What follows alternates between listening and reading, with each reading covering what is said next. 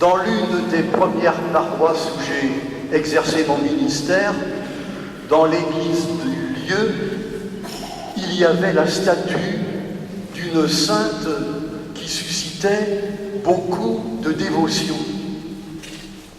Et j'ai compris pourquoi. Cette sainte s'appelait Sainte Rita.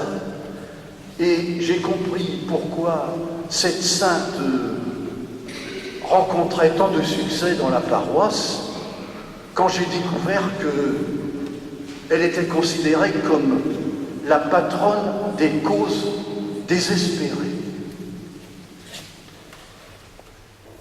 Alors, en entendant cet évangile, je me suis dit que Sainte Rita allait avoir de la peine parce que surgissait sur son chemin quelqu'un, un concurrent sérieux, puisque lui s'annonce comme celui qui vient sauver justement ce qui est perdu.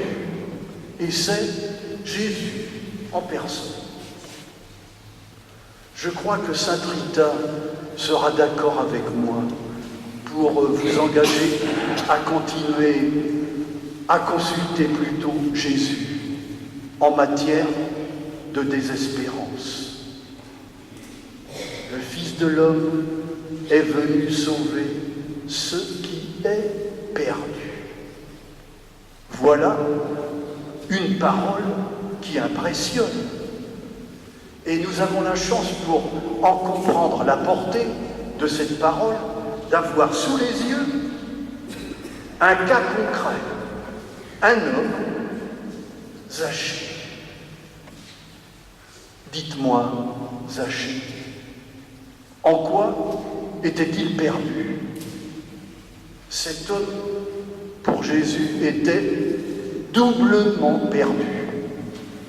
Perdu parce que irrécupérable ou considéré comme tel, et perdu parce que un peu désorienté.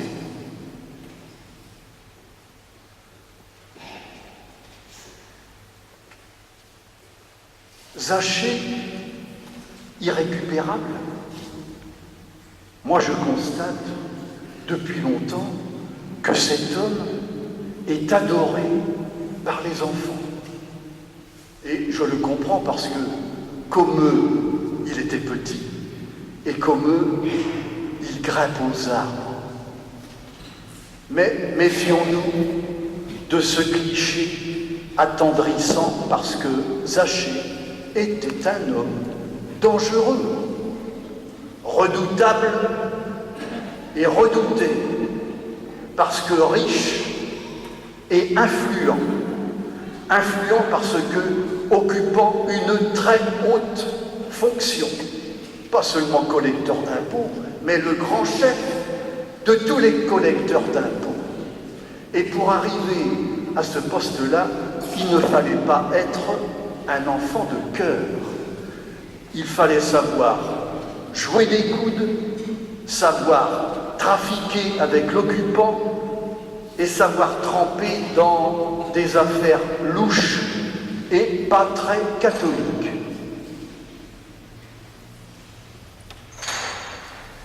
Vis-à-vis de cet homme, Jésus va avoir un geste fou. Fou. Je comprends que la population honnissait cet homme. Complètement. Totalement. Et personnellement, je la comprends très bien. Le geste fou de Jésus, en quoi va-t-il consister? S'arrêter devant lui, pas seulement s'arrêter, lui parler, pas seulement lui parler, mais s'inviter carrément dans la maison de ce trafiquant. Et à ce geste fou, qui va provoquer un véritable séisme à l'intérieur de Zachée, va répondre un autre geste fou de Zachée. Pourquoi ce geste de la part de Jésus? Parce que Jésus veut manifester ainsi comment Dieu regarde les hommes. Et pour lui, dans la pire des crapules, il existe toujours une petite étincelle qui fait sa dignité. Et il ne faut, pour Jésus, jamais réduire un homme à ses actes, même les plus noirs. Jésus offre une chance, toujours, aux hommes, même aux cas les plus désespérés. Et à ce geste fou de Jésus va répondre le geste fou de Zachée, qui, soudain, entreprend et prend cette décision de dédommager tous ceux, et ils sont nombreux, qu'il a volés. Zachée, irrécupérable. Et puis Zachée, désorienté, déboussolé.